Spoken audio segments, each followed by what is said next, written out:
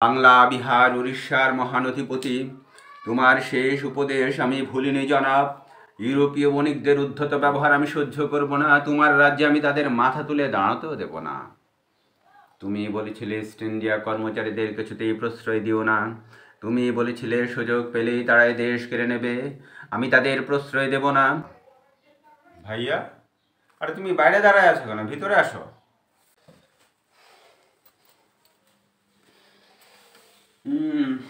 যাক, অভিনয় তো ভালোই হচ্ছে।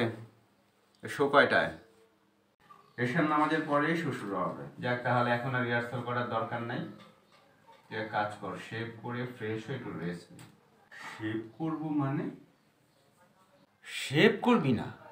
তুই দাড়ি নিয়ে নবাব সিরাজদৌল্লা অভিনয় করবি? আরে ভাই, দাড়ি হচ্ছে এ যুগের স্টাইল, মানে ট্রেন্ড। তুই কি পাগল হয়ে গেছস? তুই কি নবাব সিরাজদৌল্লা চরিত্রের ব্যাকগ্রাউন্ড জানোস না? তুই এই চরিত্র করবি, ব্যাক ব্রাশ করবি, শেভ করবি, মানে তুই আমাদের নবাব সিরাজদৌল্লার দেখোস নাই? সে কি শুধু অভিনয় দিয়ে আমাদের মনে কোথায় স্থান পাইছে? না, যেমন তার অভিনয় ছিল, তাকে দেখতে নবাবের মতো লাগছিল, তার ড্রেস আপ, গেট আপ সব মিলে একটা পারফেক্ট নবাব। আচ্ছা, তুমি কি আমার ভাই?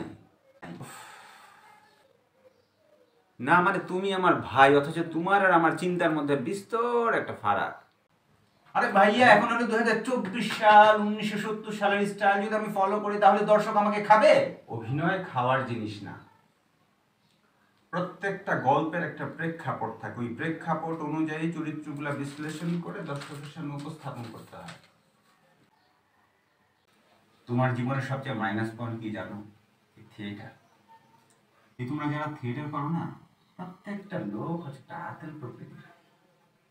তোমরা আসলে বর্তমান সময়ের সঙ্গে যেতে পারো না, মানে স্রোতে যেতে পারো না, স্রোতের বিপরীতে যাও। আরে ভাইয়া, স্রোতের বিপরীতে গিয়ে তুমি বেশি দূর আগাতে পারবে? তুমি তো ব্যাক করবে আবার। এই দেখো, আমরা আমরা যারা আছি না, এই যুগের ছেলেবেলে যারা আছি, আমরা যদি স্রোতে স্রোতে ভাসতে ভাসতে ভাসতে ভাসতে একসময় ঠিকই লক্ষ্যে জায়গায় পৌঁছায় যায়। যাক, এই যে তোমার সঙ্গে আমি প্যাচাল পারতেছি, এটা হচ্ছে আমার সময় নষ্ট। হ্যাঁ,